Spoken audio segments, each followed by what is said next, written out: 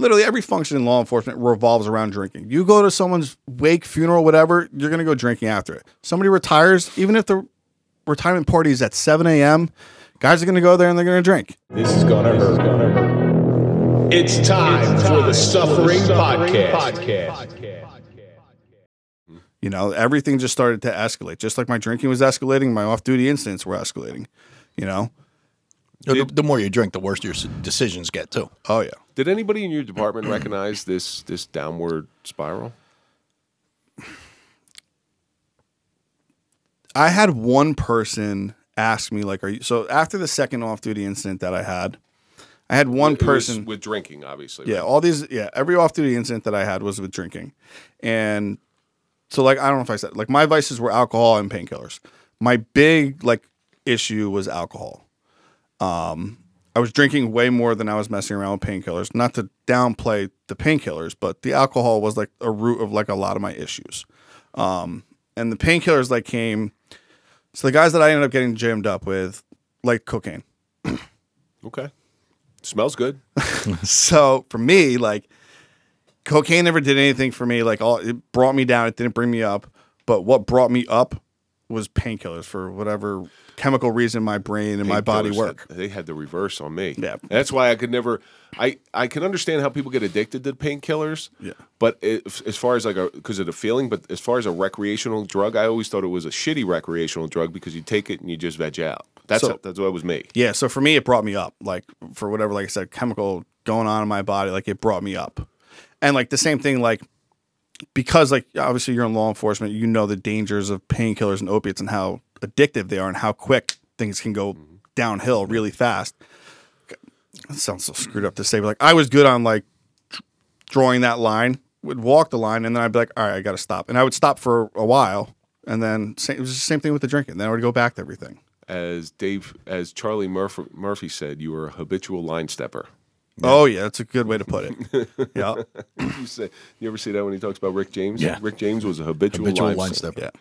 Yeah. Now, did you ever go, were painkillers, we'll get into the painkiller side, were painkillers a daily use? No, not even close. And did you ever go to work on the painkillers? No. No. So it was purely recreational. They were all recreational. Did you ever go to work on alcohol? That's a the true. the thinking about it is yes. So hungover, at least. Anyway, I mean, yeah. I mean, yeah. Yeah. Like, I spent a lot of time on call. Okay. So, like, we would do, like, transports for municipalities where, like, you're an Uber for the town. Yeah. You go up, you pick up the prisoner, you bring him to jail. 2-person job. So, like, if I was drinking, I obviously, like, wouldn't drive, and my partner would drive. Now, what was a normal night for you as far as drinking goes? Quantities. Yeah. So I can't drink a lot. Even when I was drinking, like, I couldn't drink a lot. So, like, my go-tos were, like, Jameson and Blue Moon. You know, so, like, pretty much just alternate, like, a shot of Jameson and a shot of a Blue Moon, and, like, that's what I was doing. How many? Like, anywhere from, like, 4 in one sitting. Like, the ShopRite in my town had a bar. So, like, when I would go to ShopRite to go food shopping, I would go to the bar and I would get, like, a shot of Jameson and a Blue Moon. And then before I left, I'd go get a shot of Jameson and a Blue Moon. Okay. You know? Shopping. Like that's normal. That would be like I always said you should have a laundromat with like a bar right next to it, you know? Fortune. You make a killing. You make a fortune.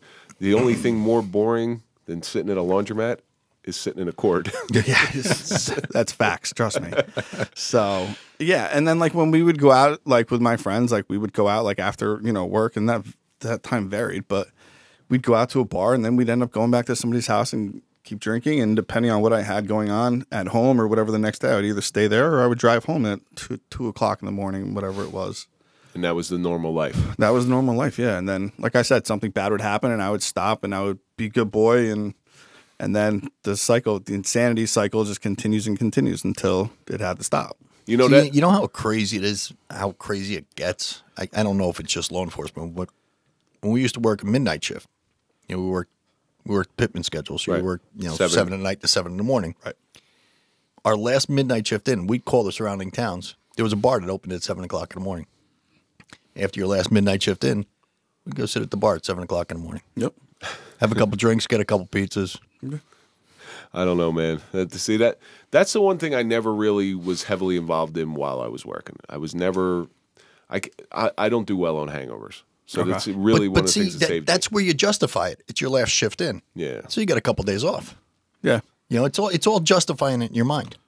You can justify pretty much anything. Anything you want to do, you can justify it. Yep. And you know, in your mind, you're doing everything right. But at any time did you feel that your job was in jeopardy? No, even after the last off-duty incident that I had was like bad. Like I was out at a bar. I didn't even make it to my car because the cops from the town ended up getting called prior to that. I don't even remember why. And then I just pretty much tried to fight like a whole like squad of like midnight shift guys. Like I don't remember anything from it. Like I don't remember details, but like in my IA, they were like showing me stills and they were like reading me like clips from like the audio, and it was like really, really bad. Like they should have locked me up, but they gave me. I wasn't able to call somebody who I worked with, and they came and picked me up. But even like after that incident, I didn't think my job was in jeopardy. I thought this is where like I kind of start thinking like before that off-duty incident happens, and like during it, obviously, I kind of start thinking that like I have an issue now. Like now maybe I don't have this under control because like I said, like I found out like it was like bad. Like I'm not even going to repeat some of the stuff that they said I told these guys to do. So I like inquire briefly about like what is like the help option. And they're like, go to Florida. You know, down to Florida House. Florida House. Yeah. So I'm like, well, I'm not going down to Florida. Like, what else is there? And he's like, nothing. You have to go to Florida. And I was like, all right, scratch that. So like the idea came and went because I was just told like, you have to go to Florida. So, but in terms of like somebody from my department, like coming up to me and being like, hey, like we heard about this, like you need help. None of that. Like it didn't, you know, even like my IA for that incident was just like a ass ripping. Like the lieutenant for the IA like ripped me so hard.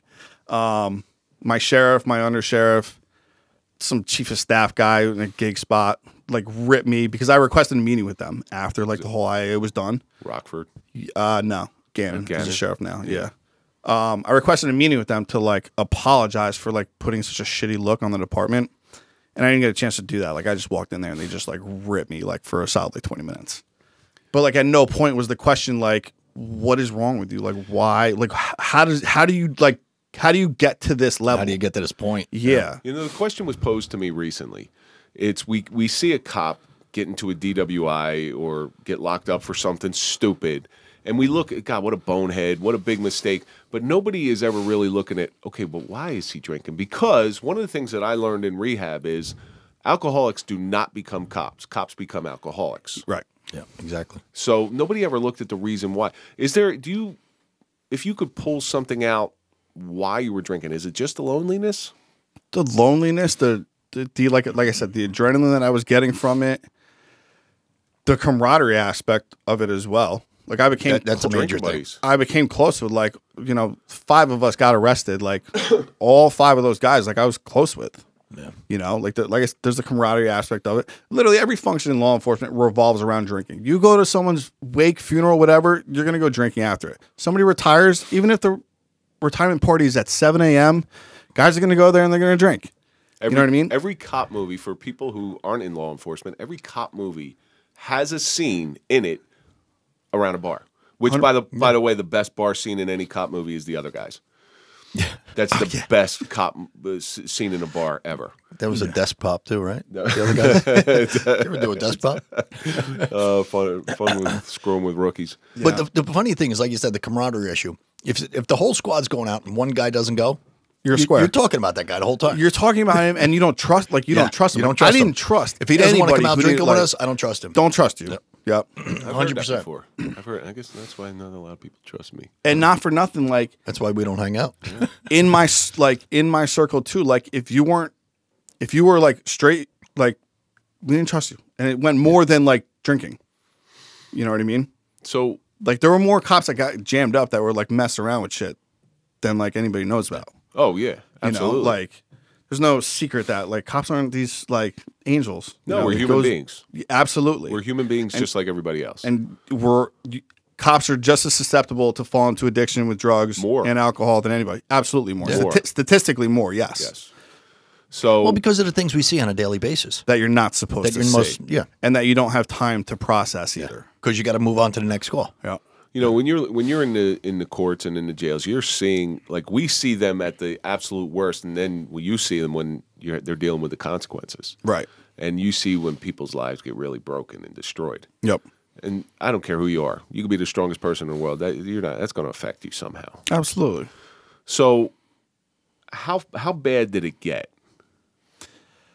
So, the drinking and the drugs? Yeah, where were you getting your pills from, by the way? Because at that time, pills were expensive. Yeah. So, evidence? So, the one thing, like, so when I was in warrants, like, there was no, like, stealing drugs from people, and, like, I wasn't, like, arresting somebody for having, like, 10 blues, like, Oxycontin on them, and, like, logging 8 in evidence and pocket. Like, it was none of that. But, like, I had a script for Percocet. And then, like, one of the guys that I was hanging out with, like, had a connection for a girl who had a script. Oh, very nice. So it was like not made it easy. Yeah, it's like not hard to do. Nor is it hard to get a prescription for Percocet either. Now they have it on lockdown. Yeah, right. You can't like doctor shop or anything, but like you can still like go and get a script for Percocet, like 5 milligram Percocet. I'm sure it's not an issue. How much responsibility do you think should be put on doctors who overprescribe this stuff? And I had that. I had that because for a short time, and I know the feeling of being hooked on those pills. Because when I had shoulder surgery, the doctor gave me hydromorphine, and he said take it every 4 hours as needed. And I just watched TV all day. It was awful. And then it was oxycodone, and he just take it as directed. And I did. I followed the one time in my life I followed directions. You're going to withdraw like that if you're following the directions. I'm following directions as he told me, as it's on the pill.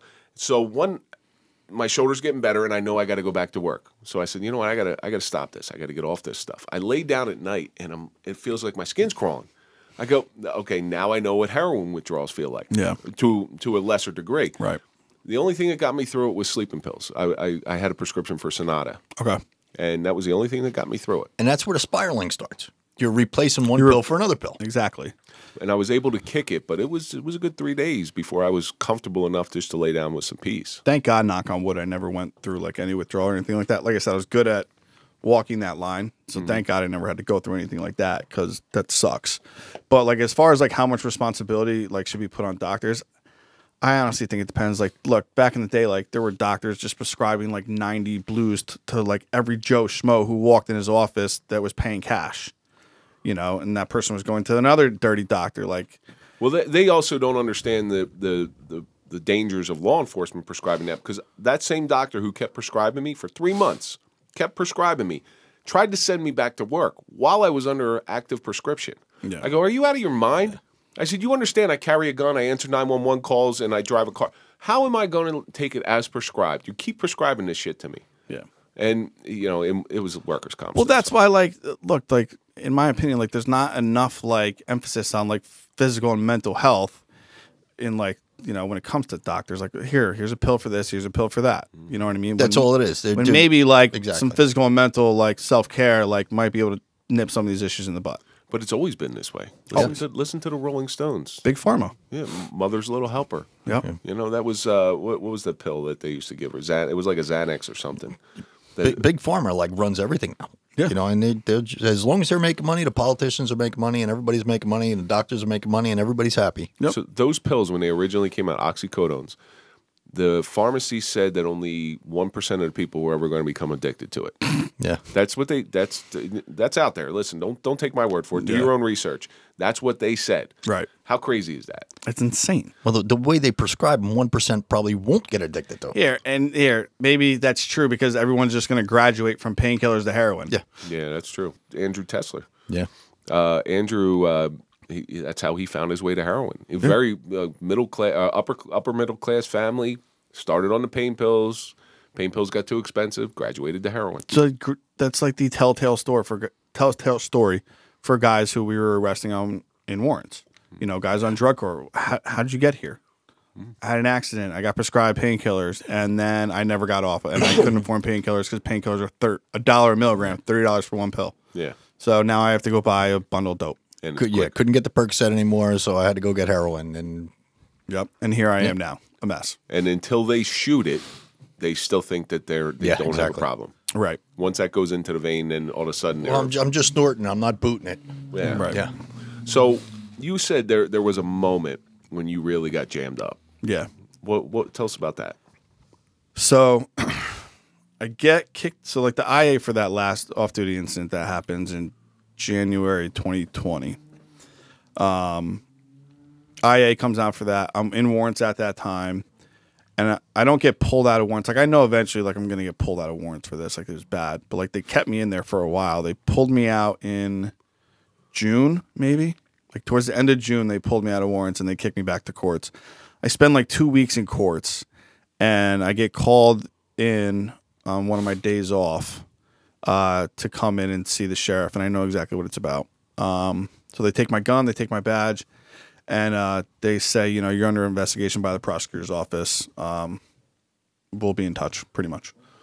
They drug test me. And that was it. So, like, how I knew, like, I was eventually going to be getting called in. I get called in on, like, a Wednesday. The Friday before, shitstorm starts coming down, and 1 or 2 guys end up getting called in who I hang out with for random drug tests. One guy kind of sees the light and just goes and takes the drug test because he's going to start getting his shit together. So he just goes in knowing he's going to fail. And then another guy goes down to Florida. Did somebody rat you out? So one guy got caught being somewhere he wasn't supposed to be. And then, like, just things just snowballed downhill from there. Somebody ends up getting pulled over. They end up, not like in my circle, but like another guy ends up getting pulled over. They bring him into the station. He signs consent to give up his phone, and then the prosecutor's office just starts flipping through his phone. We all end up getting called in. There's like a total 8 of us, I think, end up getting called in and getting suspended with pay. They take our badge and guns, whatever. And then 5 end up getting arrested. So me and 4 other guys. So you got booked, charged. Oh, yeah. Yeah. So we ended up, obviously, like, I lawyer up right away once I find out. Once I have an idea. And, like, mind you, like, this whole time, like, in July when this happens, I get called in. I don't know how bad, like, it is. You don't know how much they know. I don't know how much they know because, like, in my head, like, I was in this kid's phone. I didn't think, like, this whole time, I didn't think I was in his phone. Like, I was trying to, like, when everything happened, I'm like, how, like, did they, like, what happened? His phone for what? What pictures? Were there pictures? Text messages. Just text messages. Text messages. But, like, in my head, I'm like, I'm not in this guy's phone. Like, I've never texted this person. Like, how am I involved? And I, like, legitimately thought it was because I was with one of the guys before he went down to rehab to Florida. I was with him, like, for 2 days before he went down. Like, I was trying to, like, help him out. I was telling him, like, look, I'll fly down with you. Like, if you want to go, like, whatever, you know. So that's how I thought I was, like, legitimately, like, getting in trouble for, because, like, I was with him before he kind of skipped out on his drug test. Turns out, like, they knew more than I thought they knew, obviously. But I don't know that until, like, I end up getting called into the prosecutor's office with my lawyer, and then they throw, like, the evidence at me. And then I'm like, I'm screwed. Yeah. Now you know you're screwed. And was it a come to Jesus moment? Not yet. So I stopped the pills and everything, like, in the beginning of, like, September-ish. I'm like, all right. And I started seeing a therapist. So when I get suspended, I start realizing, like, things could be bad. Like I said, I don't know how bad they are, but, like, I know that they could be bad. I'm going to lose my job. So I started seeing a therapist, which is something that, like, people in my life were begging me to do. And I was like, no, I'm not going to see a therapist. You're Joe Tough Cop, man. You don't need a therapist. I got everything under control. I got it. Superman syndrome. Yeah. You know, I can do anything. Super bad syndrome. Yeah. So I start seeing a therapist. And this is like prime COVID too. So one of my buddies had seen a therapist, not a cop. So I'm like, give me her number. Like, let me give her a call. So I have like 1 or 2 sessions with her. You know, I explain kind of the situation. I explain I'm a cop, whatever. And she's like, yeah, you know, like, I have experience with law enforcement. Like, you know, I understand the culture and everything like that. But, like, as I'm talking to her, like, I could tell, like, you don't understand the culture of what it is to be a cop. You know, so I stopped seeing her. So then when one of the guys comes back from rehab, I want to start seeing a therapist again. Like, I had gone like a month or so without a therapist. And I'm like, the longer I'm suspended, the worse I'm pretty sure it's going to be. So I want to start seeing a therapist again. So he told me that the therapist that he had like in his IOP was pretty cool. So I'm like, do you mind if like I have her number? So he gives me her number. I talk with her, you know, she like doesn't see any conflict with anything because I know like somebody in her group. So I start seeing her and she's aces and I still see her today. And this is where like I kind of like start toying with the idea of getting sober, like completely from alcohol. And I started toying it with her. Because like I said, I'd stopped the pills like on my own. But I was still drinking throughout everything. Something people don't realize is when you're drinking, your decision-making process, while you think it is perfectly sound, So bad. it is far from sound. So bad. Your decisions are, and you look back through sober eyes, if you're lucky enough to get sober, and go, God damn, why couldn't I see that? Everybody else around you probably saw it. Well, everybody notices it but you. Yeah. Everybody. And problem is, like, nobody wants to say anything either, you know, because it's a tough, like, conversation to have with somebody. Right. You know, I just had it with somebody recently. Not a cop, just, you know, somebody. And the conversation went well, but, like, it's very hard to, like, look somebody in the eye and be like, you have a problem. Like, you're an alcoholic. Like, I know it. Everybody else around you knows it. You're probably the only one that doesn't realize it.